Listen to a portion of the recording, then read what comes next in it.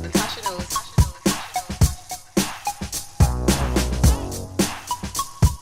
Natasha knows. You know what it is. Natasha knows.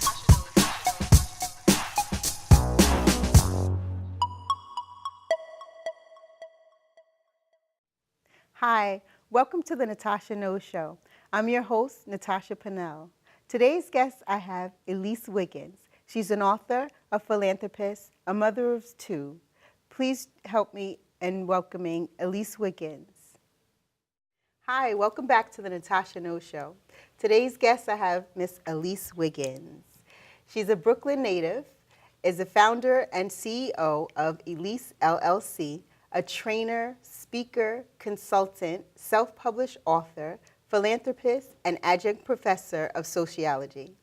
Ms. Wiggins is a graduate of the Brooklyn Job Corps Academy, has an associate's degree in public administration, a bachelor's degree in applied business management from Medgar Evers College, and a master's degree in urban studies from Queens College.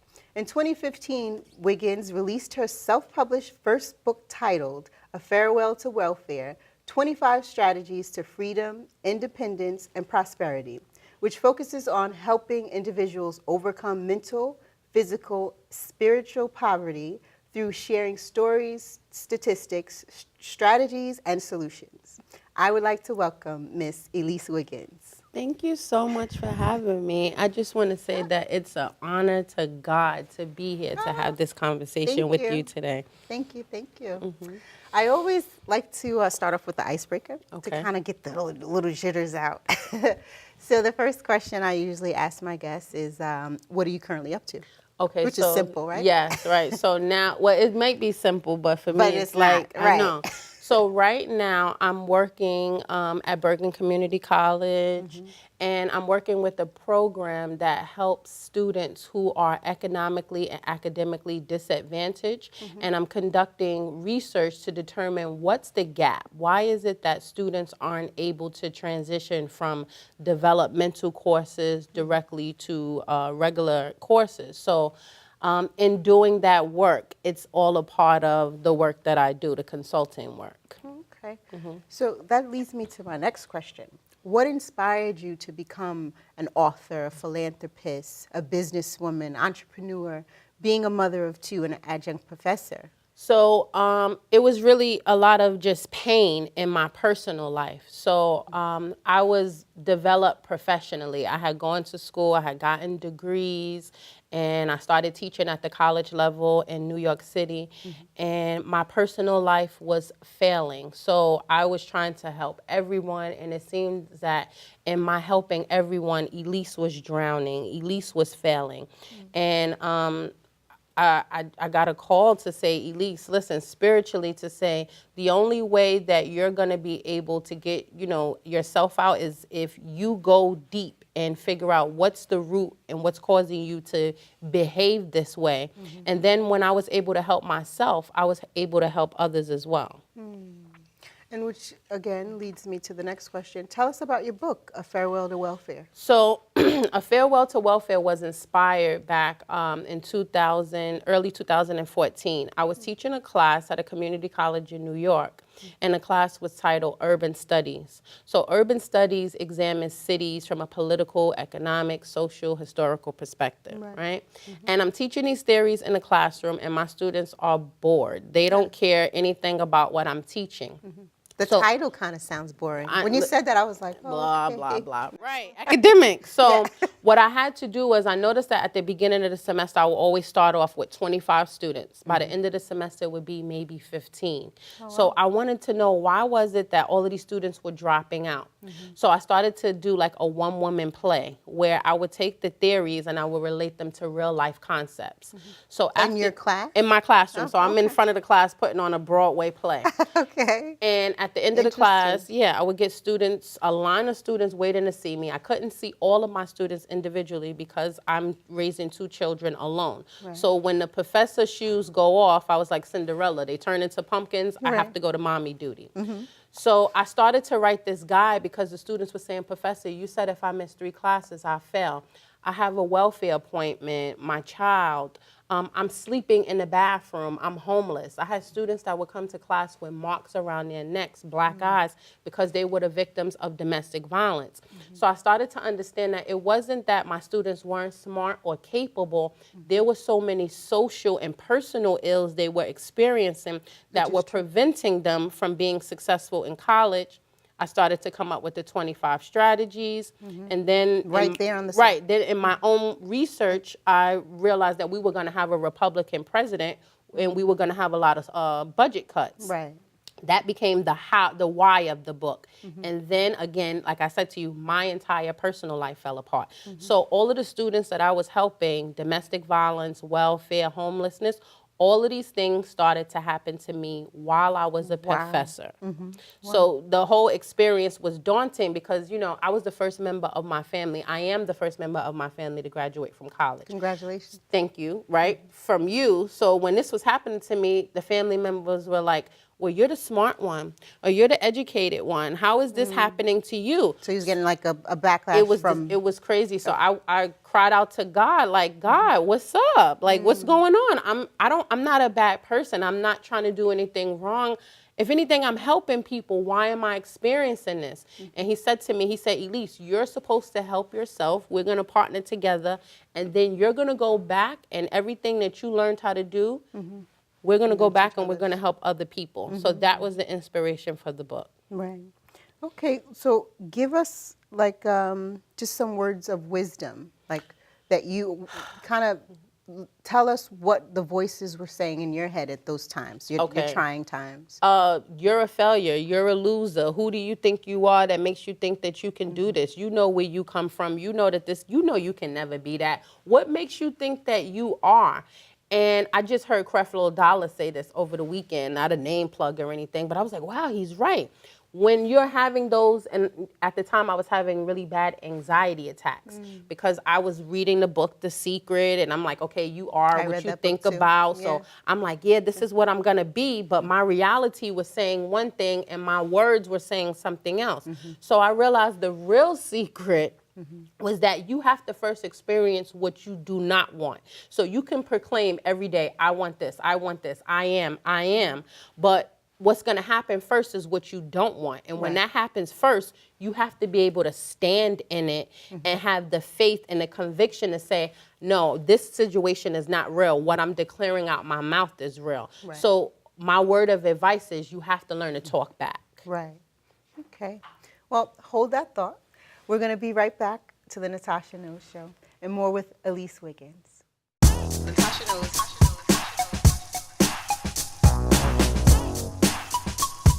Natacha knows. You know what it is. Natacha knows.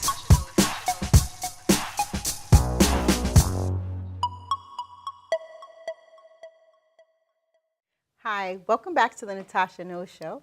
Today's guest, I have Elease Wiggins. And she's teaching us and telling us tips about self-awareness, which is a topic that I love talking about because you can always raise awareness for others, but it's important to have a self-awareness. So how does one take the responsibility, the personal responsibility of knowing when to kind of, like the saying, grab the bull by its horns and be able to take the initiative for the become self-aware? Okay. How does one know? So a lot of times it doesn't happen until an individual experiences a traumatic or heartbreaking situation, something that totally changes your life around. What I like to teach in a class that I teach here at Bergen called Success. Become aware of yourself means start spending time alone. So one of the assignments that I give my students, I tell them to take a break from social media and or all media for an entire week. Monitor yourself because this world is teaching us to follow this, follow that. We always have to follow people. Why can't we be ourselves and get in touch with ourselves? The reason I tell them to take a break is because life is often dictated by what's going on around you, what's happening. So when they take a break from everything that's outside, they can focus now on inside. So you're paying attention to, oh, how did I feel when I walked into this room? Or how did I feel when I interacted with Natacha? Was this a good experience? Or I didn't like when I believe in energy too. Right. So my energy may radiate on yours. And then let's Yes. back up a little bit. I don't mean to interject, but what about the hopeless? Those individuals who are hopeless and they're not able to kind of hone in on, where they need to be to become self-aware. What if they don't know how to and things like that, or they don't realize that they need to, So the thing is, if you are at a place in your life where you're totally hopeless, where you don't know, and I've been there, Yeah. and going backwards. So really quickly, after I wrote the book and started a business from the book, being a speaker, I was homeless after I had this tremendous success. Wow. And my children and I had to go into a shelter where we were surrounded by individuals who were hopeless. It was a cycle of poverty, meaning they were probably like the second generation living in shelters. Wow. And what I advise anyone to do who is feeling hopeless, if there is something inside of you that will not give up, like no matter how hopeless you may feel, where this is it, I'm going to kill myself. I've had those thoughts before. Oh, I'm a failure. It's the end of the world. If there's something that's inside of you that's saying keep going, listen to that voice. Right. I strongly encourage listening to a lot of motivational and or spiritual. So tell the other voice to just shut up, be quiet. Listen, like I said earlier, Knock him you off have the to shoulder. start talking back. Right. So I notice a lot of times, like for example, with me personally, when I'm cleaning is when my day will reflect. So if I had a negative interaction with you, I'll be home washing the dishes like, I should have said this. Or you know what, next time I see him, I'm going to say that.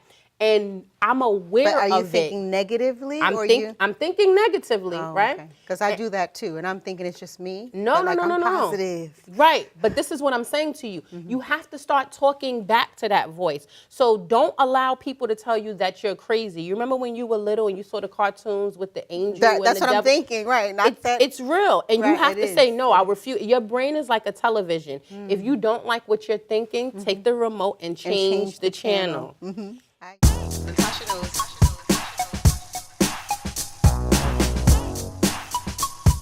Natasha knows. You know what it is. Natasha knows.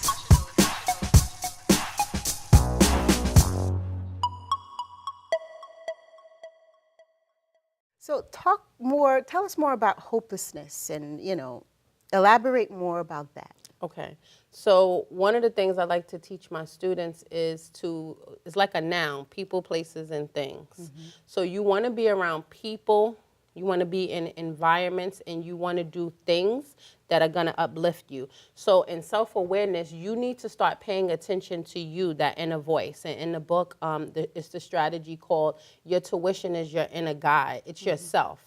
And me personally, I believe it's God's way of communicating to me when it might be a voice and it might tell me something that makes absolutely positively no sense. So if I'm going right and I know I need to go right, the voice will say, Elise, go left.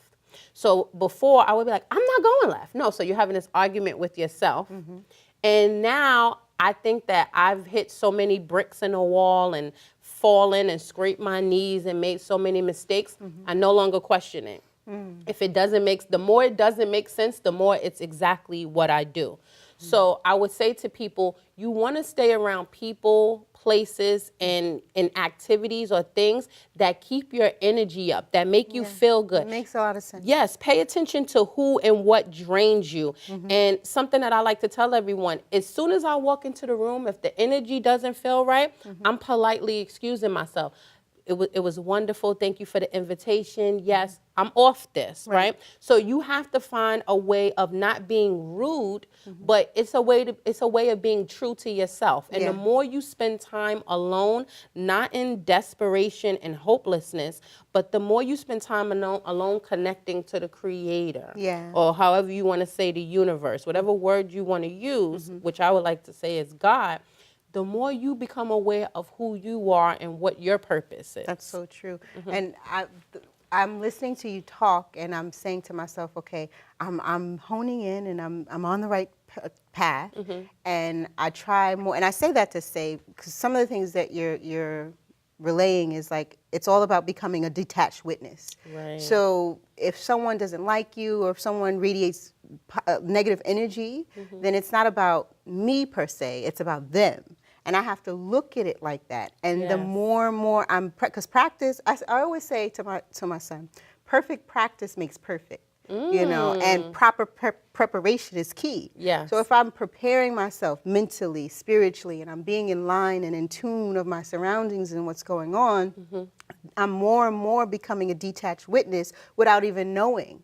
And so those thoughts of me being reactive, Yes. as opposed to being proactive, Yes. is automatic. So it's like all the negative energy is coming towards me, but it's like I have like this aura, around me because I'm detached from it. I'm just Yes. walking through and it's like ping, ping, and it's just like falling off. Yeah, so if I may give an example, when I was living in the shelter, I was studying the book of John, right, in the Bible. And I said to myself, if I had to preach a sermon, it would be titled, Jesus is from Brooklyn. But that's a whole nother story, right? Okay. That's another show. Right. So look, so one thing I learned is that, there were so many times where people were negative to him. They didn't receive him. He was being persecuted. They were trying to kill him. It never changed what he was going to do. Yeah. He still was on purpose. And I believe that once you get to your core, once you have this idea of this is who I am, regardless of who the world says I am, which is why I suggest detaching for a week, because then you go back on social media and none of that stuff is important to you anymore. Right. Something inside here is more important, right? You're moving on purpose. I'm not telling you you won't be hurt. I'm not telling you that things won't happen, but there's a reason why you are doing the things that you're doing. Right. So that's the whole idea of becoming self-aware, is to find your purpose, and not so that it serves you or you're this greater being. Right. It's so that you use your purpose to serve humanity. Yes, that's right. You give and you shall receive, like the saying goes. Okay, well, lastly, before I let you go, can you tell us what's next for you? Like any more books that you're planning on writing? Tell us how we can get your book, A Farewell to Welfare. So there are a zillion more books inside of me. Let's just talk about that. And I'm currently living my second book, which at the last strategy I talk about. I'm going to talk about the journey, because I don't want people to think that my life is perfect, or that, because when I wrote this book, I was on public assistance. So imagine it's like a prophecy. I'm saying farewell to welfare while I'm still collecting government checks. Let's be clear, right? Okay. So it was a journey off of public assistance. It was a journey of me off of so many people, behaviors, attitude, thoughts, feelings, that where I am now, where I'm looking at the world totally from a business perspective. Right. So really quickly, I'm volunteering yesterday. Yes, at my son's. Interesting. At my I'm learning. At my son's school, right, for the book fair. I'm a class mom. Now, when I was in the city, I barely had time to pick them up, but here I am and I'm volunteering. Okay. And when the children would come in, first of all, I'm thinking, how would I want someone to treat my children? So this is how I'm treating these children. Right. So the children are coming in and I'm like, hi, what's your name? They say their name and I'm like, well, what's your budget? My budget? Well, how much money do you have? So a couple of other moms, when they'll be like, huh? Right, when there's no student, when there's no class coming in, they're like, I like the way you're doing things. You're like, what's your budget? I said, I'm an entrepreneur. Oh, so, okay. My daughter, she's 12. She said to me, Mommy, going to school prepares us to become employees. It doesn't teach us to have a job. If you start using the language early enough, it's not like, oh, I don't know what a budget is, or I don't know. No, you introduce them to this at kindergarten as early as you can. Definitely. So a little girl came up to the register and she was $1 over.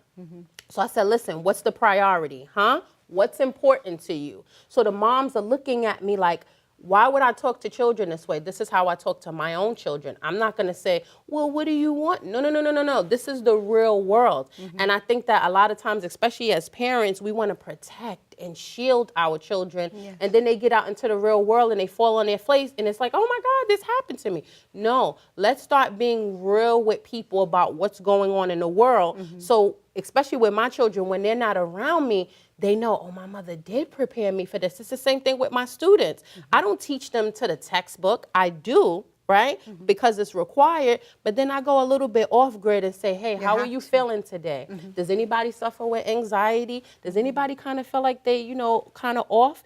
And in the beginning, if they were bullied. Right. Being bullied. In the beginning, it was like, now it's like, yeah, Professor, look, this happened, because I want my classroom and even an interaction with me to be a feeling of more of an experience than an event. That's leading me into the Bergen experience. Yes.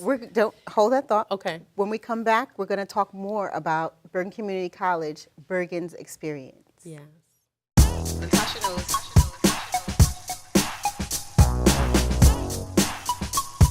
Natacha knows. You know what it is. Natacha knows.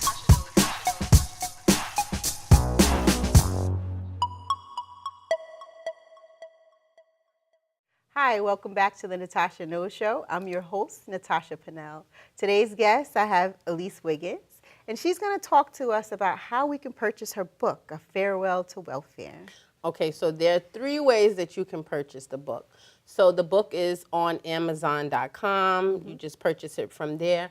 If you would like a personalized autographed copy, you would go on my website, which is the title of the book, afarewelltowelfare.com, and you type in exactly, hi, Elease, just something, a quick note, and then I would autograph a copy of the book and send it to you, no shipping and handling. Okay. That's the perk of purchasing it directly from my website.